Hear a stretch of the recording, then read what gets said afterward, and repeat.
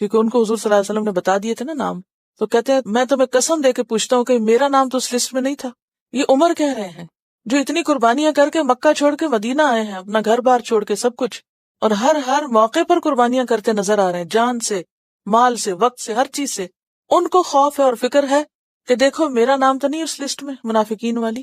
لیکن آج ہم میں سے کتنے لوگ ہیں جو اپنے بارے میں منافقت کا خوف بھی رکھتے ہوں کہ کہیں ہمارے اندر تو کوئی ایسی سمپٹم یا علامت نہیں، کوئی ایسی چیز تو نہیں کہ جو ہمیں مخلص اہل ایمان سے نیچے لا کے کہیں اور کسی کیٹیگری میں شامل کر دے. ہم سب کو سوچنے کی ضرورت ہے.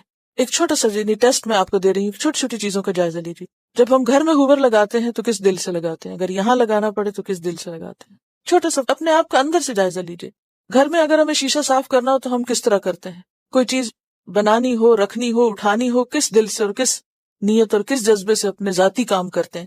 اور جب دین کے اجتماعی فائدے کے کام کرتے ہیں تو ہم کس دل سے کرتے ہیں، کس شوق سے کرتے ہیں، کس سوچ کے ساتھ کرتے ہیں؟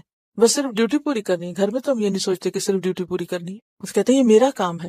آخر اللہ کے دین کا کام میرا کام کیوں نہیں؟ اس کام کو ہم میرا کام کیوں نہیں کہتے؟ یہ کسی اور کا نہیں، یہ ہم سب کا ہے. اور اگر ہم اپنی ذات کے لیے اتنے مخلص ہیں تو ہمیں دین کے نام پر کوئی بھی جو کام ہو رہا اس کے ساتھ بھی اسی درجے کی کمٹمنٹ ہونی چاہیے. اور خاص طور پر وہ کام جس سے براہ راست ہم فائدہ اٹھا رہے ہوں. یعنی ہمیں تو دین کے ان سارے کاموں میں حصہ ڈالنا چاہیے جن سے براہ راست اگر ہمیں ڈائریکٹلی کوئی فائدہ نہ بھی پہنچ رہا ہو.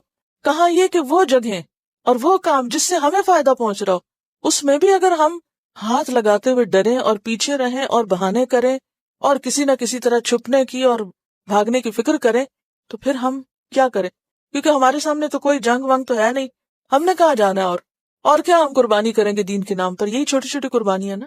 لیکن ہم عموماً اس وقت جو مسلمانوں کا دین کے معاملے میں رویہ ہے وہ کچھ اسی طرح کا ہی ہے کہ اپنی ذات مقدم ہے اجتماعی کام سے. وہ اس دن مجھے کوئی کسی جیو کا کال بتا رہا تھا، کسی ربائی کا کال تھا، شاید کوئی کوٹ کر رہا تھا، مجھے اب نام اور موقع یاد نہیں بہرحال.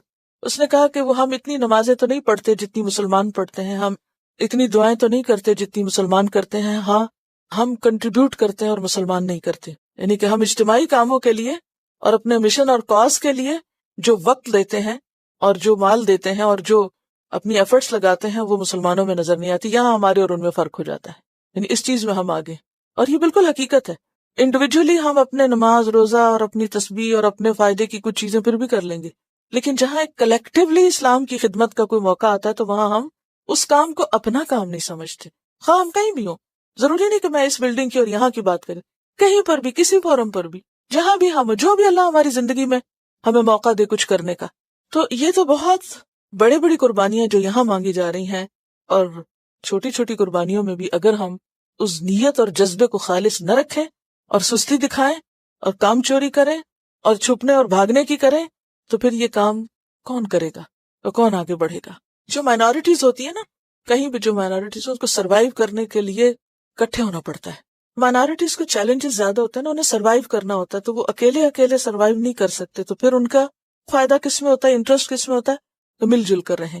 اور پھر مل جل کر رہنے کے لیے قربانی ہمیشہ کرنی پڑتی. کہیں بھی ہم مل جل کر رہیں، اس کے فائدے بھی بہت ہیں، لیکن مل جل کر رہنے کے لیے قربانی شرط ہوتی ہے. یہ بتا رہی ہے کہ ٹیری فاکس پہ چائنیز کا ایک چرچ بنا ہے کہ اتنا صاف ہے کہ بعض اوقات وہاں سے ویکینڈ پہ ڈرائیو کرتے ہوئے